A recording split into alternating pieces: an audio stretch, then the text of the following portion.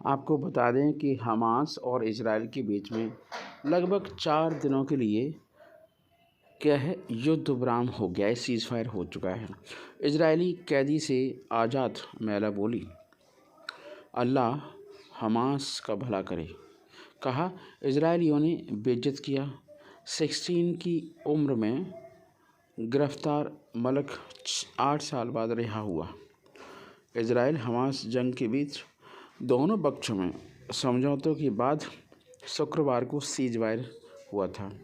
24 नवंबर की रात को हमास ने इजरायली बंधकों और इजराइल में फ़लस्तीनी कैदियों को रिहा किया। जिन 39 फ़लस्तीनियों कैदियों की रिहाई हुई, उनमें से 15 बच्चे, 14 महिलाएं हैं। अपनों की घर वापसी पर वेस्ट बैंक में कई जगहों पर जश्न का माहौल है। लोग आतिशबाजी करके परिजन की लौटने की खुशी मना रहे हैं। रिहा हुए कई कैदी सालों बाद अपने से मिलते नजर आए। खलीज टाइम्स के मुताबिक 2 महीनों तक इजरायली हिरासत में रहने के बाद रिहा हुई 58 साल की हना अल बरगौठी ने हमास, उसके नेता और गाजा के लोगों की तारीफ़ की। उन्होंने कहा, अल्लाह उनका भला करें। गाजा के लोग अगर नहीं होते तो शायद हमें ये आज़ादी नसीब नहीं होती। हम जेलों में बंद थे। इजरायली हमारी बेइज्जती करते थे, हमें प्रताड़ित करते थे, लेकिन हमने हिम्मत नहीं हारी और इसका हमें फल मिला। इजरायली सुप्रीम कोर्ट तक गई थी मलक की मां। आपको बताएं, रिहा हुए फ़लस्तीनियों में एक 24 साल की मलक सलमान भी हैं।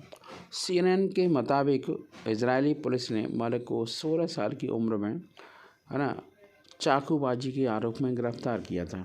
17 साल में उन पर आरोप तय करके उन्हें 10 साल की सजाई हुई थी। मलक की घर वालों का कहना है कि उन पर गलत आरोप लगाए गए थे।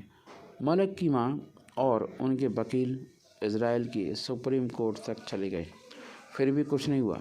मलक को 2025 में छोड़ा जाना था। शुक्रवार को घर लौटते ही उनकी मां ने उन्हें गले लगा लिया।